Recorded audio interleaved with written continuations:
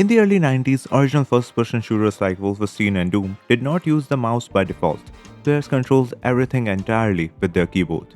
The arrow keys moved you forward, backwards, and turned you left and right, and if you wanted to strafe, you had to hold down Alt while hitting the arrows. Using a mouse back then was actually considered a clunky, unnecessary gimmick by most mainstream gamers, because early shooters didn't have vertical aiming anyways.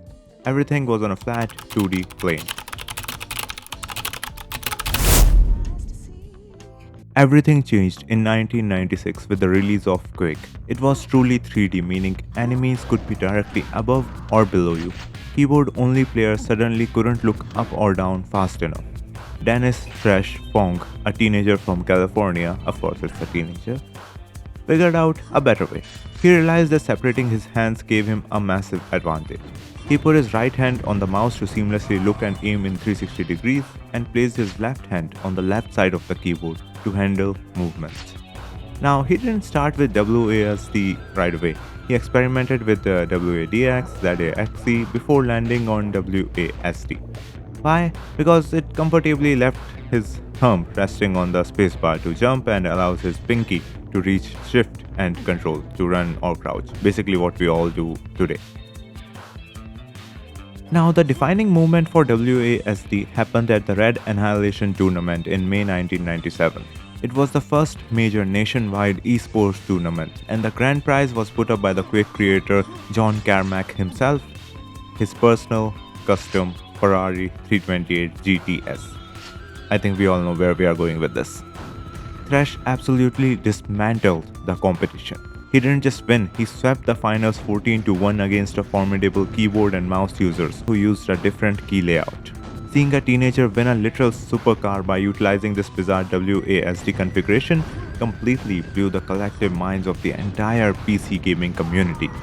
Everyone wanted to play like Thresh. He was flooded with messages asking for his configuration setup, and so he routinely sent out his CFG text file to thousands of fans, manually teaching the internet how to move. Now, the shift wasn't instant though.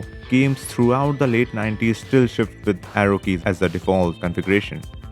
The definitive turning point came in 1998 when Valve was finalizing Half-Life. The developers wanted to accommodate the rising wave of competitive mouse-look players. They looked at what pros like Thresh were doing throughout the old standard and shipped Half-Life with WASD map as the default movement configuration. And once Half-Life and its massive mod Counter-Strike popularized it, there was no going back. By the time Quake 3 Arena came out in 1999 and World of Warcraft arrived in 2004, WASD was no longer an elite competitive secret. It became the law of PC gaming.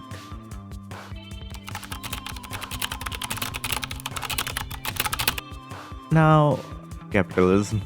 The live system was never invented to be fun. It was invented to make money. In 80s, arcades cabinet games like Pac-Man, Donkey Kong and Galaga were designed to kill the player quickly. You get 3 lives for a quarter, and if you ran out, the machine gave you 10-second countdown to drop in another coin. When gaming shifted to home consoles like the NES, developers didn't know how to change the formula. They simply ported arcade-style games over. Even though you bought Super Mario Bros. For $50, the game still treated you like you were in an arcade, taking you back to World 1-1 the second your life hits 0. As console games grew longer, a single sitting wasn't enough to finish them. But early cartridges simply lacked the technology to hold data when the console was turned off. Games like Mega Man, Metroid and Castlevania generated complex grid of dots or lengthy strings of characters whenever you finished a level. If you wanted to play tomorrow, you had to manually write the password down on a piece of notebook paper. If you misread your own handwriting and mistook a B for an 8, your entire game progress was permanently lost. In 87, The Legend of Zelda changed this industry by including a tiny lithium watch battery welded inside the gold plastic cartridge. For the first time, a cartridge could actively hold a save file, introducing the concept of save slots. When gaming entered the 3D era with PlayStation and Nintendo 64, games became massive multi-hour adventures. The password system was officially dead, replaced by external memory cards, usually offering a measly 1 MB of space. However, saving was still a deeply manual, tense action. Games just forced you to find a specific, highly stylized in-game objects to record your progress. In Resident Evil, you had to hunt down the scarce ink ribbon and find a typewriter. No ink ribbon, no saving. In Tomb Raider, you had to collect glowing save crystals. In GTA, you had to physically drive all the way back to your safe house. If your progress went out right before you reached a save point, yeah, you easily lost 3 hours of progress. As consoles switched to using internal hard drives, developers realized that punishing players with lost time didn't make a game hard, it just made it frustrating.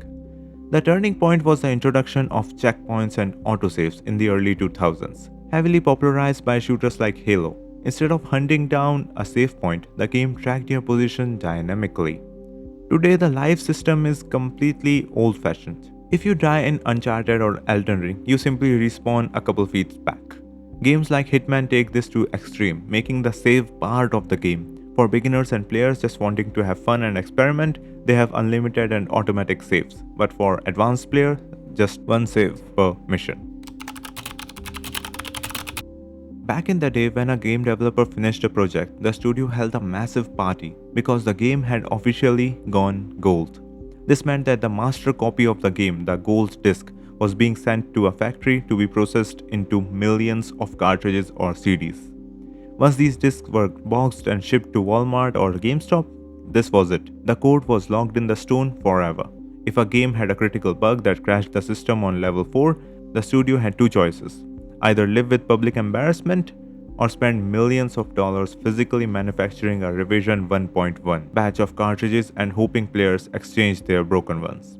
Because the stakes were so high, games had to undergo brutal months-long internal quality assurance testing before they ever left the building. In the late 90s, PC gaming started taking advantage of early internet connections and hard drives. Developers realized that they could tweak balancing issues online. If you played StarCraft or Diablo, you might remember manually visiting a website to download a 5 MB executable file to patch your game version to 1.09. If you wanted more content, you bought a physical expansion pack box at the store, like Diablo 2 Lord of Destruction. It was a transaction. You pay money, you get a finished expansion. Consoles joined the party in the mid-2000s. The Xbox 360 and PlayStation 3 introduced built-in hard drives and robust digital networks. Suddenly, console developers realized they had a digital safety net.